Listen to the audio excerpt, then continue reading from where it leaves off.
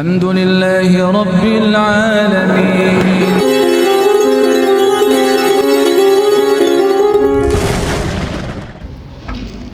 Bismillahirrahmanirrahim. Assalamualaikum warahmatullahi wabarakatuh. Innal hamdalillahi nahmaduhu wa nasta'inuhu wa nastaghfiruh wa na'udzu billahi min shururi anfusina wa min sayyiati a'malina. May yahdihillahu fala mudilla lahu wa may yudlil fala hadiyalah. Asyhadu an la ilaha illallah wahdahu la syarikalah. Asyhadu anna Muhammadan abduhu wa rasuluhu wa ba'd.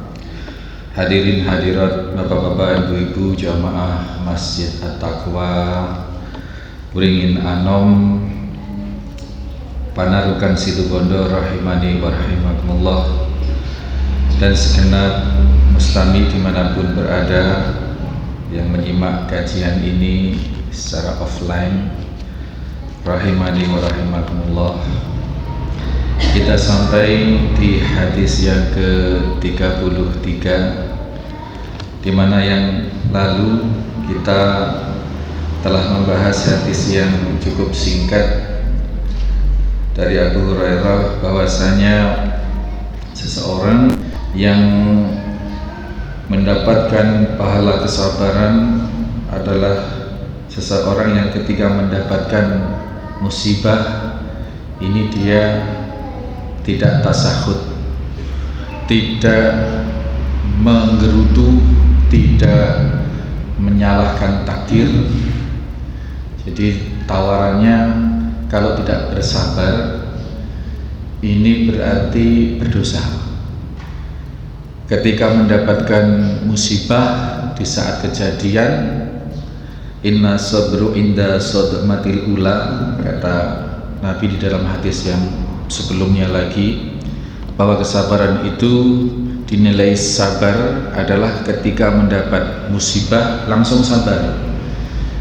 Kalau menunggu sabarnya itu 1 jam kemudian atau 2 jam kemudian, maka di saat belum bersabar 1 jam atau 2 jam itu statusnya bukan saja tidak mendapatkan pahala, tetapi dosa.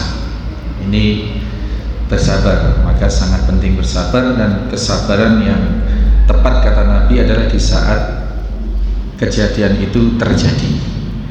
Kemudian kesabaran yang paling besar, kesabaran yang mendapatkan pahala paling besar itu adalah kesabaran oleh seorang hamba yang apabila diambil sesuatu yang paling dicintai, dia bersabar dan ikhtisab. Bersabar, satu, tidak menggerutu tadi, tidak menyalahkan takdir, tidak menyalahkan Allah. Di saat yang sama dia mengharap pahala dari Allah Subhanahu wa ta'ala. Kita berikan ilustrasi, tempo hari Ummu Sulaim, ibunya Anas bin Malik, meninggal anaknya. Kemudian Anas bin Malik, ibunda Anas bin Malik ini ketika suaminya pergi, anaknya meninggal dunia. Ketika meninggal dunia, ya sudah dirawat, dibiarkan. Terus suaminya datang, dia tidak menunjukkan ekspresi kesedihan atau apapun, dia pura-pura tidak ada apa-apa.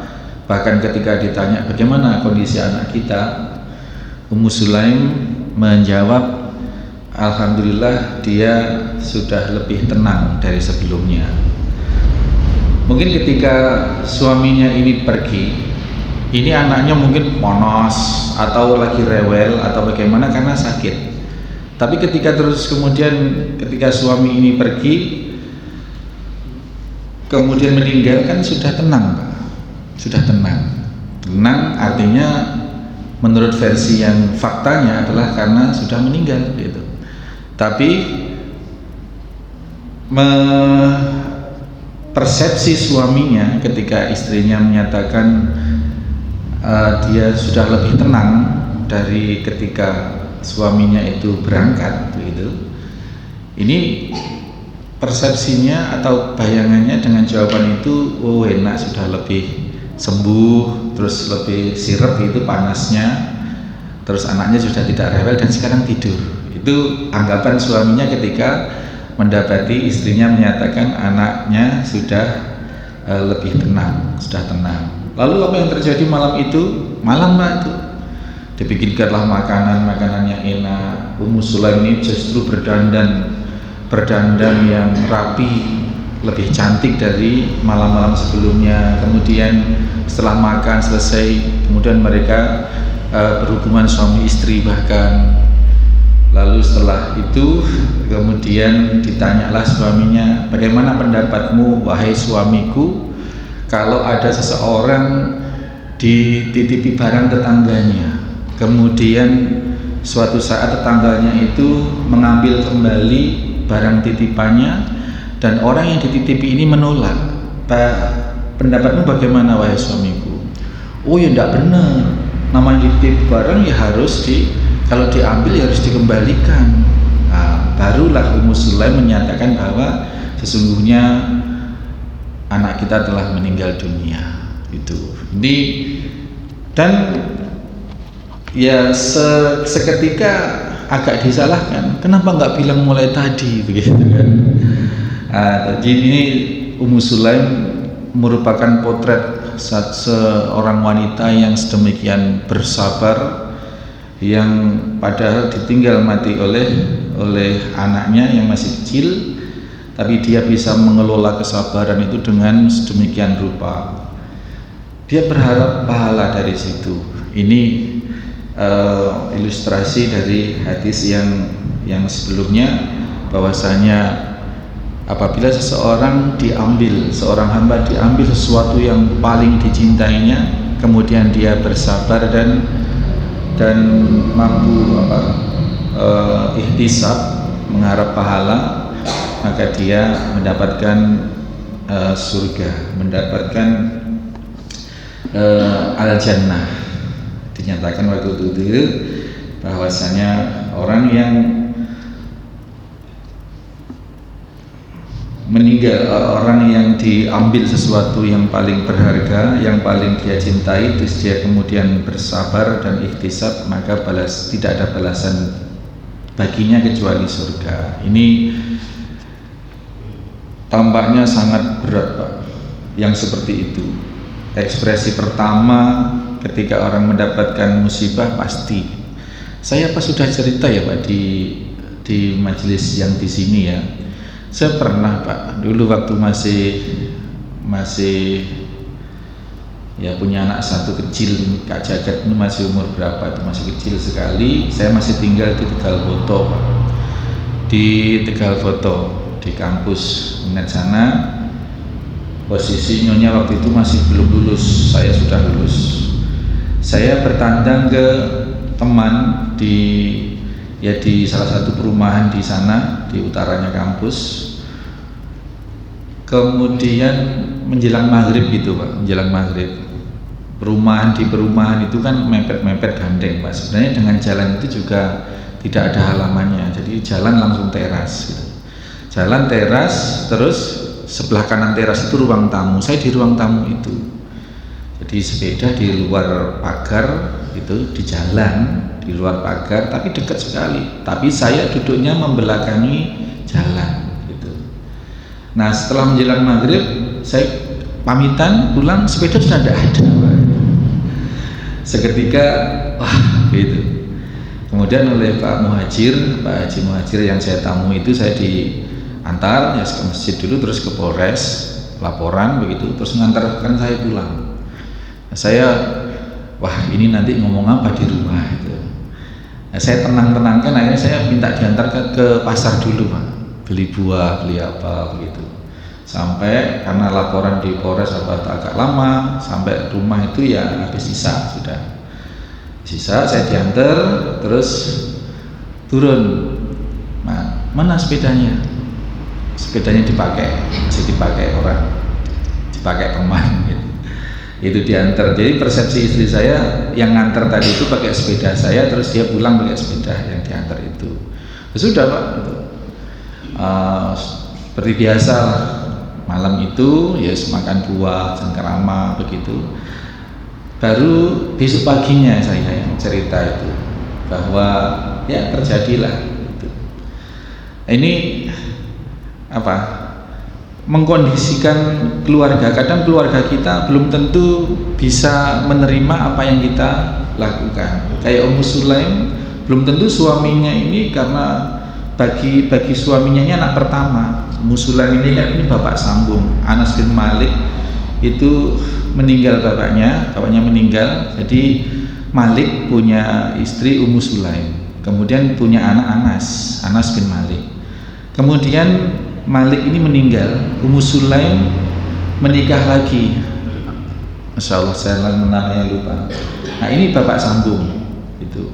Anas bin Malik kita ketahui ketika umur 10 tahun, ketika umur 5 tahun atau berapa itu sudah diantar ke Rasulullah di Madinah itu oleh Ummu Sulaim untuk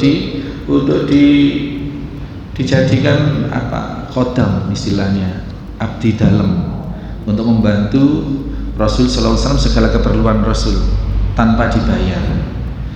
Ini yang rame-rame kemarin Pak, pondok pesantren, kemudian jalan ngesot, salaman, terus santrinya di situ ngawulo, bersih-bersihin daun, ngepel-ngepel tanpa dibayar. Ini kontroversial sekali, booming, viral gitu. Itu di zaman Nabi sudah ada.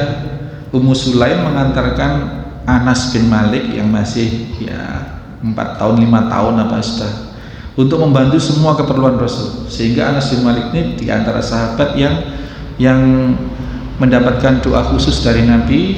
Dia diberi kekayaan oleh Allah, diberi banyak harta, diberi banyak anak, dan diberi umur yang panjang. Maka di antara sahabat, semua sahabat itu yang umurnya paling panjang adalah Anas bin Malik, sampai tuanya buta. Sampai tempo hari hadis yang keberapa itu kita pelajari sudah, beliau buta. Cerita dia ketinggalan di perang Tabuk. Itu mengkondisikan keluarga. Bapak sambungnya Anas bin Malik belum tentu siap dengan kondisi yang tiba-tiba anaknya meninggal itu. Maka oleh Ummu Sulaim dikondisikan. Baru setelah terkondisi disampaikanlah musibah yang datang itu. Saya teringat cerita ketika kehilangan sepeda Supra X Pak, waktu itu Supra X tahun berapa itu masih bagus-bagusnya ya, itu hilang. Ya sudah ya, hilang aja itu. Gambaran review hadis beberapa hadis yang lalu. Yang sekarang hadis yang ke-33 masih di dalam bab sabar ini, bab sabar. Wa an Aisyah radhiyallahu anha, Imam Nawawi mencantumkan hadis yang ke-33 ini riwayat yang dari Aisyah radhiyallahu anha. Annaha, sesungguhnya beliau Aisyah sa'alat, telah bertanya Rasul sallallahu alaihi wasallam anit ta'un. Aisyah telah bertanya kepada baginda Nabi sallallahu alaihi wasallam tentang ta'un. Ta'un itu wabah penyakit, tidak ya mungkin semacam pandemi begitu, wabah penyakit. Tetapi kalau sudah disebut ta'un itu diantara definisinya adalah pagi sakit, sore meninggal gitu. Jadi kalau pandemi kemarin itu belum termasuk ta'un kayaknya. Ta'un itu digambarkan satu penyakit yang menjalar, menular dengan sangat cepat, dan reaksinya sangat cepat untuk kematiannya, sehingga terjadilah orang mati di jalan-jalan. Terjadi itu memang pernah terjadi. Sehingga kalau kemarin yang tahun berapa itu pandemi apa COVID ya Pak, itu belum termasuk dalam ini kayaknya sih, kayaknya taun. Fa akhbaraha, kemudian Nabi Shallallahu Alaihi Wasallam, maka Nabi Shallallahu Alaihi Wasallam mengabarkan atau menjelaskan kepada Sayyidah Aisyah radhiyallahu anha, annahu kana azaban, sesungguhnya dahulu taun itu adalah suatu azab. Ya Allah Ta'ala yang ditimpakan oleh Allah, yang menimpakan azab tersebut adalah Allah Ta'ala. Jadi musibah secara umum ini bisa bermakna, diantaranya bermakna apa Pak? Azab. Saya sering ditanya orang, Ustadz saya punya masalah begini tertimpa ini apa termasuk adab, apa termasuk teguran, apa termasuk cobaan gitu. Nah ini antara adab, cobaan dan teguran ini memang kembali kejadiannya bisa sama, tetapi statusnya apakah adab, apakah cobaan, ujian, atau apakah teguran, ini bisa berbeda. Nanti kita akan ketemu di hadis ini. Nah jadi innahu kana azaban ya ba'asullahu ta'ala, yang ditimpakan oleh Allah Subhanahu wa taala ala may yasha, bagi siapa saja yang dia Allah kehendaki. Azab bagi siapapun yang Allah kehendaki. Kalau sudah Allah mau menimpakan azab, ya azab, azab saja kepada siapapun dari hamba-hamba Allah itu. Faja'alahu Allah Ta'ala rahmatul lil mu'minin, maka dijadikanlah taun itu bagi Allah, oleh Allah Subhanahu wa Ta'ala, menjadi rahmat bagi orang-orang yang mukmin. Dahulunya taun itu murni adab, tetapi kemudian oleh Allah disetting ulang untuk kejadian tahun-tahun berikutnya ini dijadikan rahmat bagi orang-orang yang mukmin.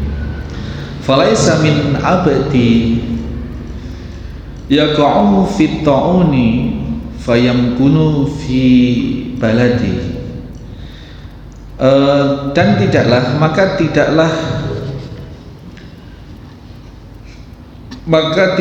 menimpa bagi seorang hamba yang berada di negeri yang tertimpa taun sabiron muhtasiban, yang hamba-hamba itu bersabar dan mengharap pahala kepada Allah Subhanahu wa Ta'ala. Ya'lamu annahu la yusibuhu illa ma kataballahu lahu illa kana lahu mislu ajri syahid,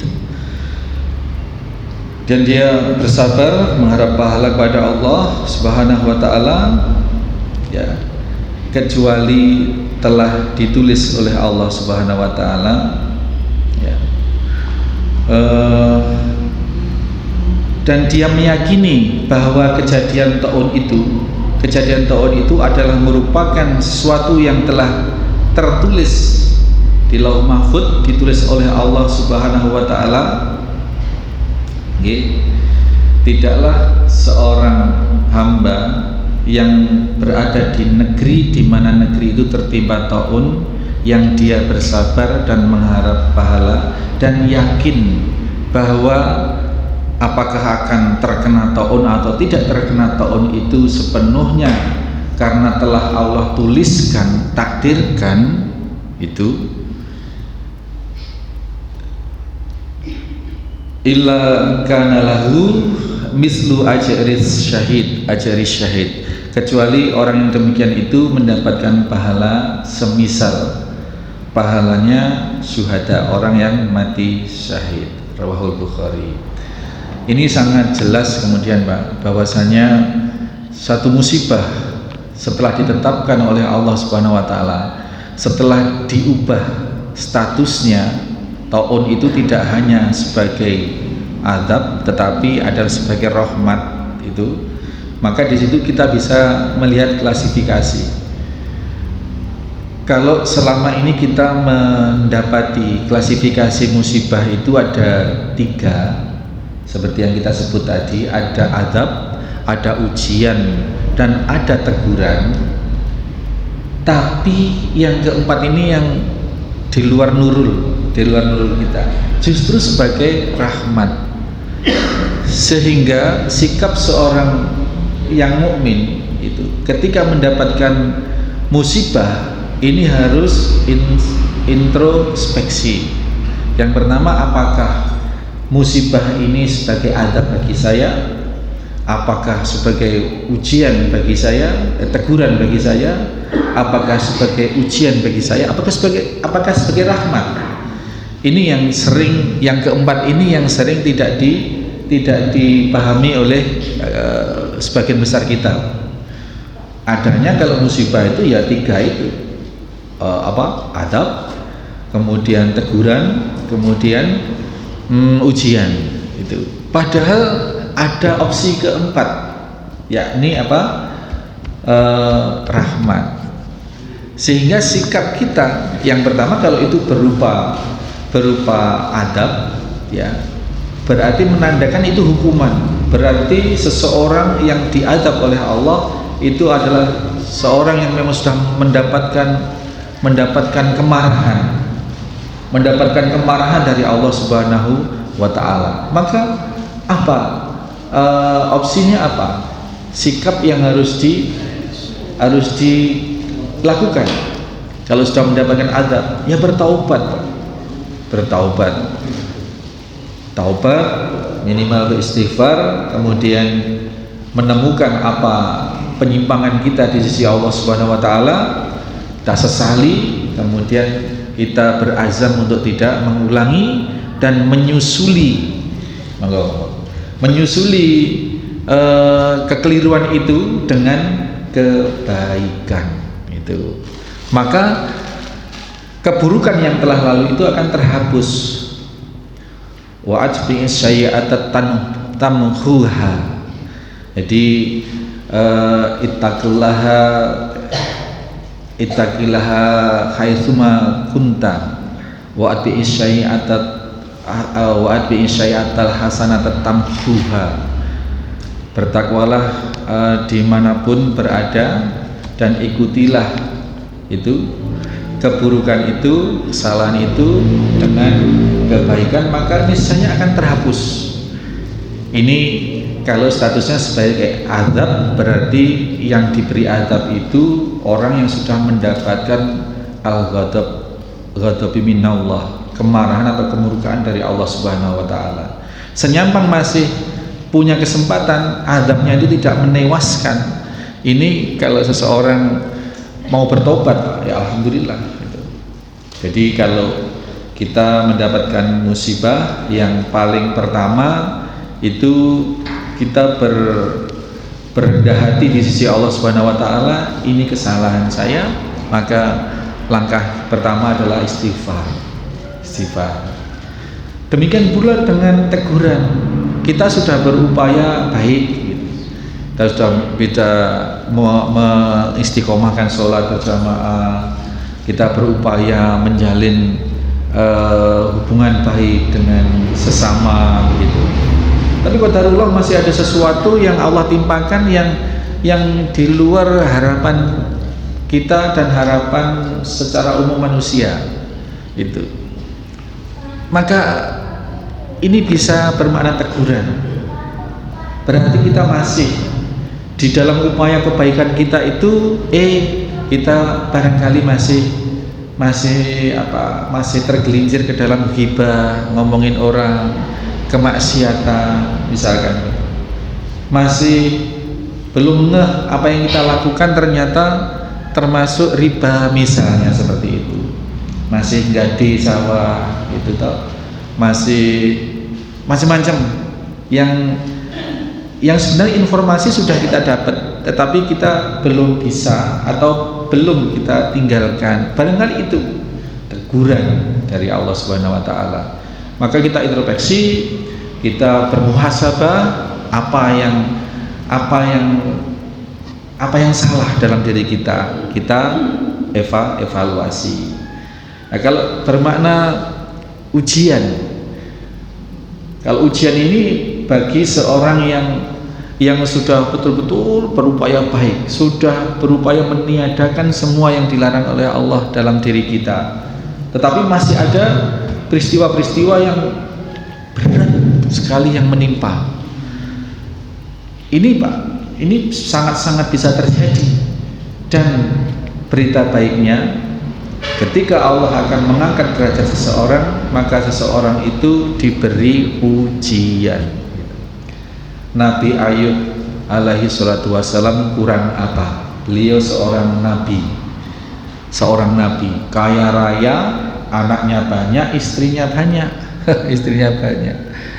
Itu kan karena belum datang pensyariatan Rasul sallallahu alaihi wasallam. Syariat Islam itu kan maksimal 4.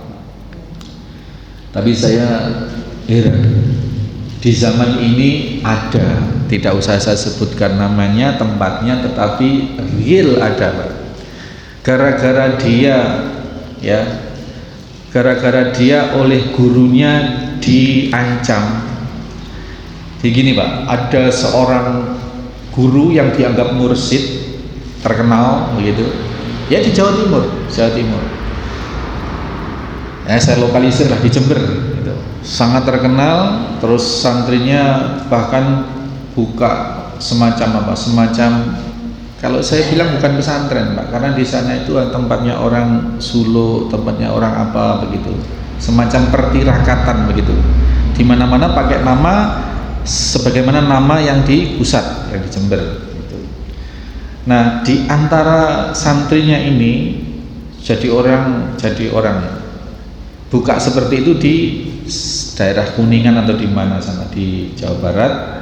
Kemudian ya besar, istrinya 4 Pak, istrinya sudah 4. Ini yang muridnya. Nah, satu saat ketika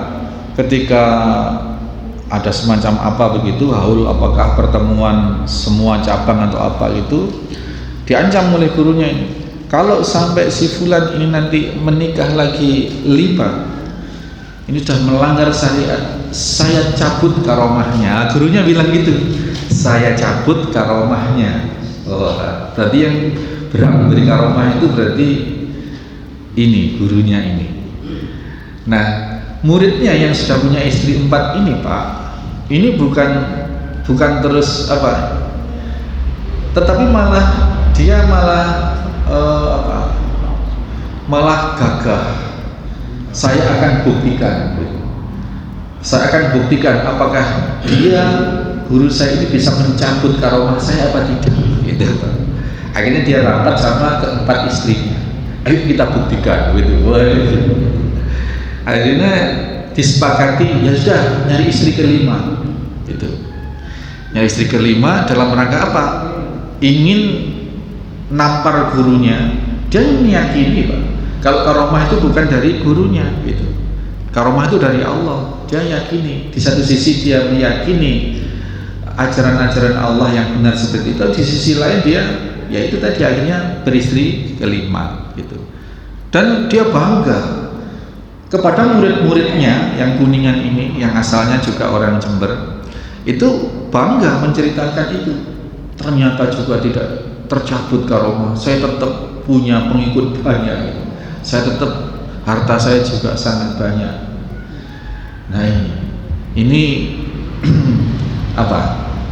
Ini orang yang ya nggak ketemu nalar. Dari ajaran pokoknya juga bagi kita itu juga tidak ketemu nalar. Alhamdulillah, mudah-mudahan tidak menimpa kepada. Kalau saya itu memang fair. Kalau saya kepada jamaah pengajian yang misalnya belum pernah kenal saya, itu saya kenalkan diri di awal. Bapak Ibu sekalian, perkenalkan saya ini bla bla bla bla bla. saya perkenalkan istri saya itu 5, anaknya itu baru. Istri saya itu 5 anaknya. Jadi kalau dalam Islam kan 4. Nah ini sekelas tokoh yang punya pengikut itu justru 5 itu dibanggakan. Padahal itu kan satu pelanggaran serius dalam syariat kita. Gitu. Dan 5-5-nya itu ya ada, gitu. Bukan cerai terus nikah lagi jadi istrinya dengan mantannya jadi sekian, enggak gitu. Hidup di satu masa dan dalam keadaan yang sama. Ini satu pelanggaran. Nah, orang yang mendapatkan adab diantaranya adalah orang yang melakukan pelanggaran secara terang-terangan, paham apa yang dilakukan itu adalah melanggar, yang dilakukan adalah melanggar. Nah, untuk kondisi yang ujian ini, Bapak Ibu sekalian, ujian ini Allah menimpakan adab sebagai ujian. Nabi Ayub alaihissalam kurang apa? Toh masih diuji sedemikian rupa sampai semua yang dimiliki, tinggal istrinya, tadi ngomongan istrinya tinggal 1 yang masih setia menemani di pengasingan, itu tinggal 1. Sungguh pun demikian Nabi Ayub alaihissalam tetap bersabar. Bahkan di dalam beberapa riwayat dinyatakan Nabi Ayub alaihissalatu wassalam ini penyakit kulitnya itu, Pak, penyakit kulitnya itu justru ditaruh, tidak dirasakan. Tetap ketika sholat versinya syariat Nabi Ayub, ya sholat ketika harus begini ya segitu. Jadi tetap beliau tidak meninggalkan kewajiban kepada Allah Subhanahu wa taala dengan tetap menerima musibah itu. Nah, kemudian di zaman Nabi Shallallahu alaihi wasallam dinyatakan waja'alahu Allah, dan Allah kemudian menjadikan, ini hebatnya syariat umat Nabi Muhammad SAW. Kalau di zaman-zaman sebelum Nabi, musibah itu murni sebagai adab, maksimalnya sebagai ujian. Tetapi di zaman Nabi SAW menjadikan musibah itu sebagai rahmat, Ini luar biasa, bonus bagi kita umat Islam, sebagai rahmat. Kenapa? Karena musibah itu ternyata merupakan satu peluang yang sangat-sangat besar. Apa? Surga. Nggak ada lain, surga. Gitu. Apabila disikapi dengan minimal bersabar. Kok minimal, Ustaz? Iya, karena ada sikap yang lebih hebat dari bersabar, yakni ridho. Ada sikap yang lebih tinggi dari ridho menghadapi musibah, bersyukur. Karena apa? Karena musibah itu adalah rahmat. Menyadari betul, merasakan betul bahwa musibah itu rahmat. Bagaimana agar bisa kita merasakan?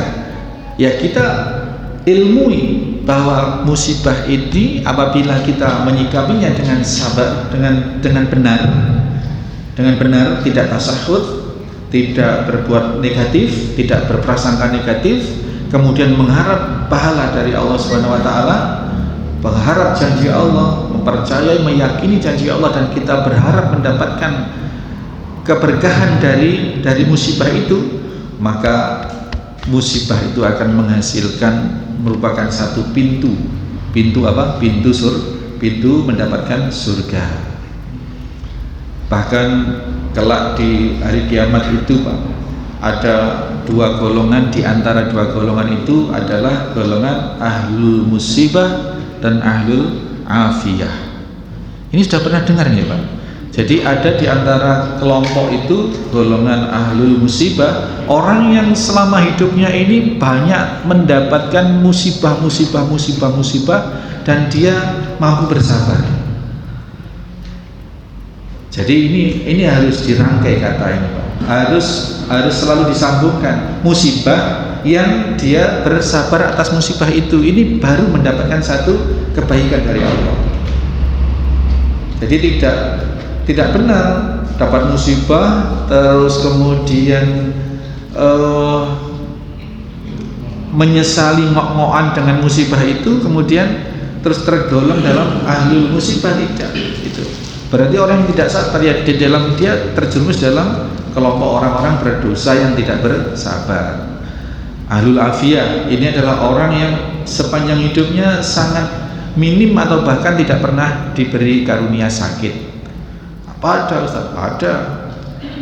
Ikonnya adalah orang yang semacam ahlul afiyah itu, ikonnya, role modelnya adalah Fir'aun dan Namrud. Itu Pak, itu orang yang tidak pernah kena sakit, demam aja nggak pernah gitu. Tapi tiba-tiba diazab oleh Allah dengan kematian ditenggelamkan di laut merah. Fir'aun, Namrud itu matinya gimana? Kemasukan lalat, Pak. Dzubab, lalat. Jadi kemasukan dzubab di dalam, masuk ke hidung, kemudian bergerilya, ngerusak otaknya, ngerusak macam-macamnya. Jadi matinya tersiksa sekali Namrud itu. Padahal dia selama hidupnya sehat, tidak pernah sakit. Jadi nanti dikumpulkan orang-orang ahlul afiyah, ahlul musibah. Yang ahlul afiyah ini digolongkan orang-orang yang berdosa dan orang-orang yang tidak berdosa, orang-orang yang beriman. Ini diberikan tempat di surga orang-orang yang ahlul afiyah, tetapi yang memiliki amal kebaikan. Terus kemudian ahlul afiyah yang bersabar dan yang tidak bersabar digolongkan lagi jadi dua. Yang bersabar ini ditempatkan di surga, surganya lebih tinggi, sama-sama timbangannya, sama-sama statusnya, sama-sama kualifikasinya, tetapi yang ahlul afiyah ditempatkan lebih rendah dari ahlul musibah. Ahlul afiyah ini gimana? Dia melihat, ya komentar lah, wong sama-sama kok, dia di sana saya di sini, ya Allah. Nah, karena dia selama di dunia dia bersabar dengan musibah-musibahnya. Nah, kalau begitu kata orang yang ahlul afiyah, kalau tahu kedudukan surganya seperti itu, maka dia bersedia. Orang yang ahlul afiyah ini ngomong bersedia untuk dihidupkan kembali di dunia, dan sepanjang hidupnya tubuhnya dicel-cel, berkeping-keping, sehingga dia merasakan sakit sepanjang hidupnya karena tahu hadiahnya orang ahlul musibah kalau dia bersabar, surganya seperti itu.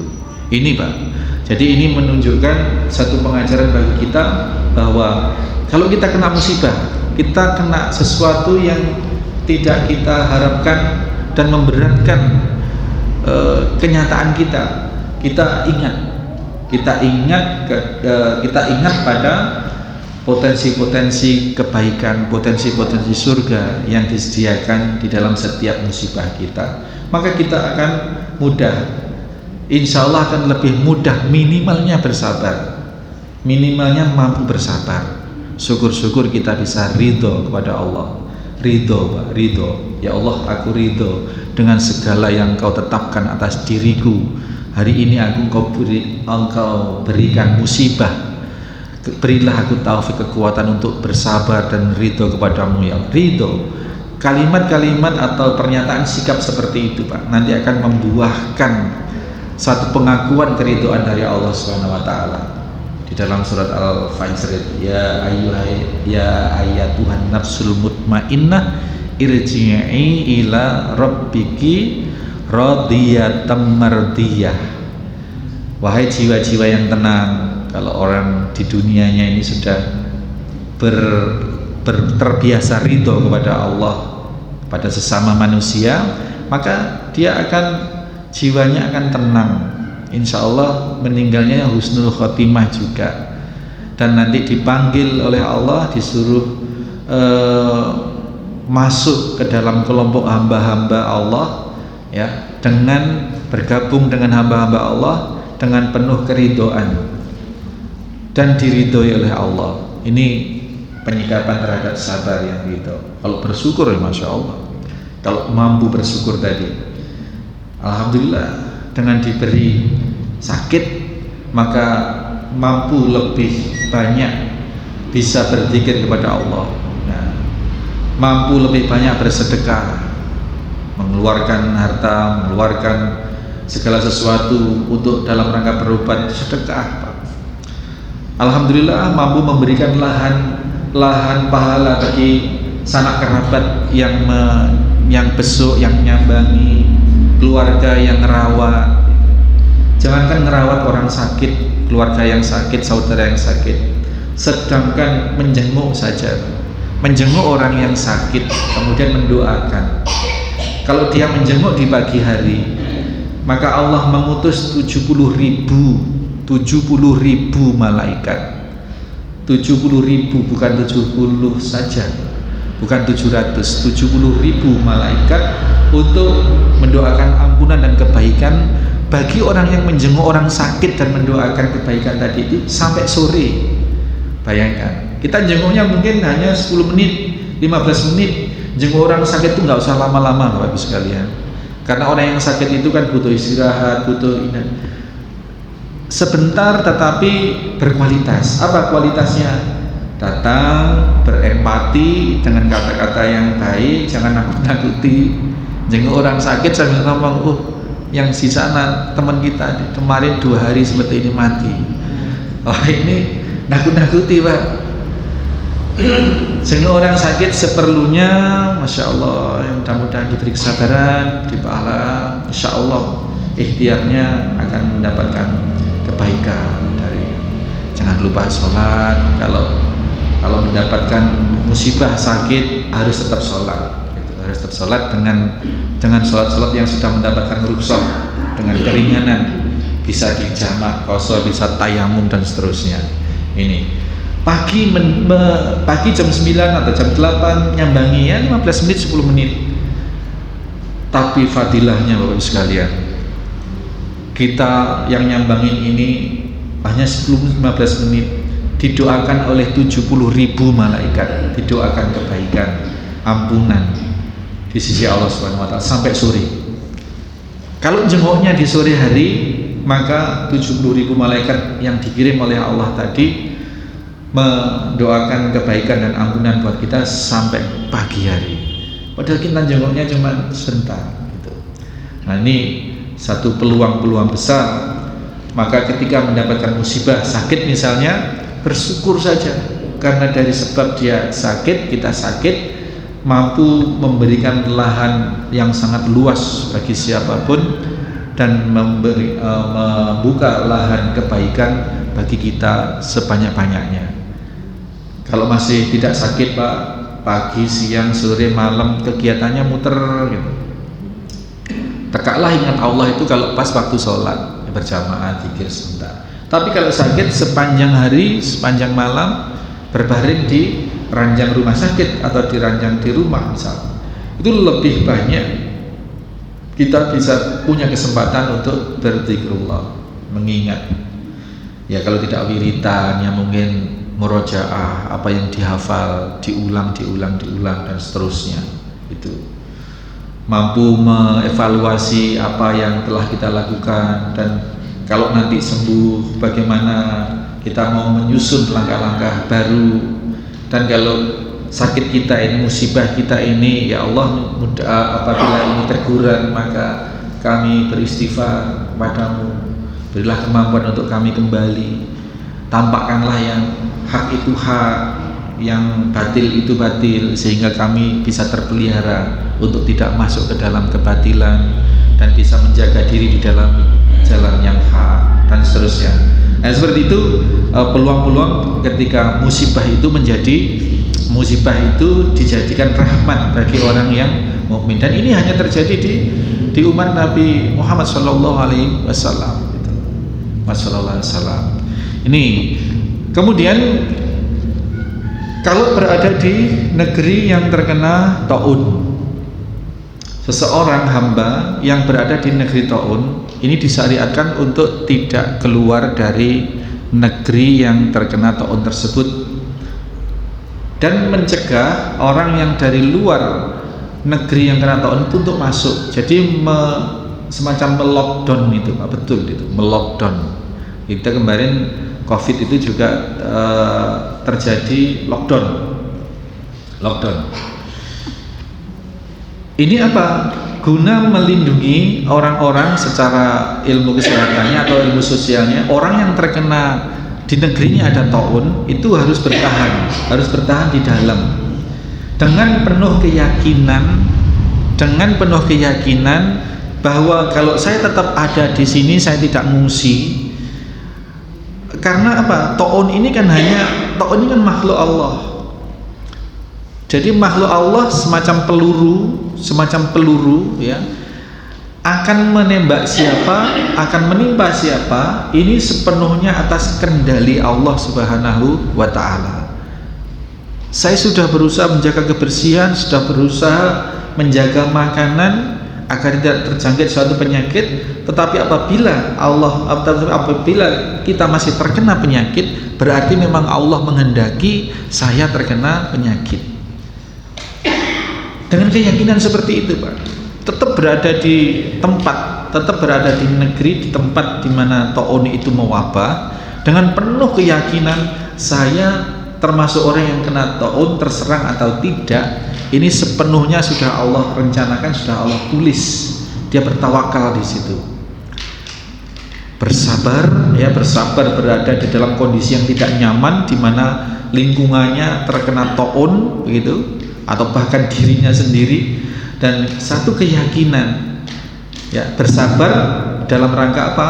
Dalam rangka untuk memperoleh pahala kebaikan dari Allah, dan dengan keyakinan tadi ya'lam, dengan penuh pengetahuan, keyakinan bahwasanya Allah telah menulis bagi siapapun yang akan tertimpa penyakit itu atau tidak tertimpa penyakit itu. Kalau seorang hamba di dalam negeri yang terkena taun terjadi sikapnya seperti itu, tidak ada balasan selain surga, ilal jannah. Ini Masya Allah. Ini dijelaskan oleh Nabi Shallallahu Alaihi Wasallam kepada ibunda Sayyidah Aisyah radhiyallahu anha tentang penyakit taun dan tentang penyikapannya,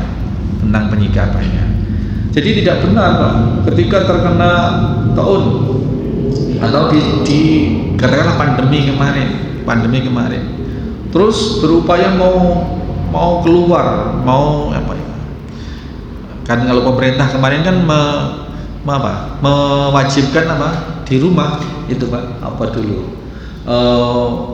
work from home, isolasi. Jadi isolasi itu ternyata adalah pensyariatan dari Allah, dari yang diajarkan oleh Nabi. Masalahnya suatu kondisi itu sudah termasuk taun atau belum, ini yang jadi standarnya kita tidak bisa milih. Jadi kalau pemerintah sudah menetapkan isolasi, misalkan lockdown, ya kita sebagai rakyat mau apa? Meskipun kategori musibah atau kategori wabah itu belum masuk dalam kategori yang taun, ya kita bisa apa? Ya kita taat saja itu. Bahkan akhirnya kan pekerjaan, kewajiban ceklok dan lain sebagainya kan boleh dari rumah, itu itu salah satu rahmatnya. Kita ambil positifnya seperti itu. Untuk hadis yang ke-33, bahwasanya Allah Subhanahu wa taala memang taun itu ada, wabah itu ada, termasuk bagaimana penyikapan yang benar terhadap wabah.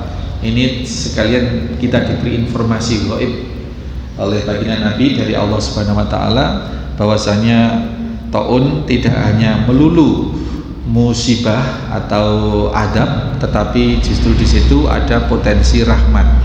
Adab bagi siapa? Bagi orang-orang yang tidak mukmin. Ini harus digarisbawahi bahwa di sini rahmatnya ini rahmat lil mukmin, bukan lil muslim, Pak. Ini harus digarisbawahi. Musibah itu bisa menjadi rahmat hanya kepada orang-orang mukmin. Berarti yang selain mukmin ini tidak bisa menjadi rahmat. Kalau hanya muslim, KTP-nya Islam, terus simbol-simbol yang dipakai ya juga Islam, tetapi keimanannya tidak termasuk, tidak memenuhi kualifikasi keimanan, tidak mukmin, maka musibah itu ya menjadi adab gitu, menjadi rahmat khusus bagi orang yang mukmin. Nah, orang mukmin yang bagaimana? Arkanul mukmin, arkanul iman, yaitu yang kita bisa pelajari, percaya kepada Allah, kita bertauhid pada Allah, tauhid uluhiyah, meyakini bahwa yang berhak disembah diibadahi hanya Allah, selainnya tidak. Rububiyah, meyakini segala sesuatu yang nata Allah, yang ngatur Allah, yang menciptakan Allah, yang memelihara Allah, sehingga kita bergantungnya hanya boleh kepada Allah. Asma wa sifat, tauhidnya ini diantara rukun iman, sampai percaya kepada segala takdir Allah, iradah Allah, takdir baik maupun takdir buruk. Yang dimaksud takdir buruk itu adalah kenyataan yang kita rasakan sebagai sesuatu yang kita harapkan, maupun kenyataan terhadap sesuatu yang tidak kita inginkan. Ini sebenarnya semua takdir Allah itu baik, tetapi standarnya kita masukkan dalam standar manusia. Maka takdir yang sesuai dengan harapan dan takdir yang tidak sesuai dengan pengharapan manusia, ini diantara rukun iman. Nah, orang yang memegang ini tidak TBC, tidak percaya tahayul, khurafat, bid'ah, ini termasuk di dalam rukun iman. Ini makanya kita kemana-mana kita dakwahkan, tidak khurafat, tidak TBC. Tadi itu ada jejak jatuh di sini, tahu ya Pak? Ini kalau orang percaya khurafat, percaya tatoyur, percaya yang klinik seperti itu, wah, jatuhan jejak itu sial. Ini tidak boleh. Begitu untuk hadis kita yang ke-33 kali ini. Ada sesuatu mungkin Bapak Ibu sekalian?